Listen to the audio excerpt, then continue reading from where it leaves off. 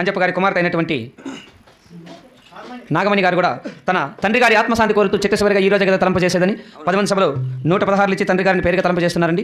వారిని వారి కుటుంబం సరదాగా దేవుడిగా పాడుగాక. ఏం చిల్లర చెప్పు స్వామి, మాకు డీజిల్ ఎంత పట్టుకుంది చెప్పు పని. ఆమెకి మారుతామంటావా? 500 రూపాయలు ఇచ్చారు, మళ్ళీ 400 వెనక్కి ఇప్పించుకునేసినారు. మరి వారిని వారి కుటుంబం సరదాగా దేవుడిగా పాడుగాక. జై సుమంత్ర.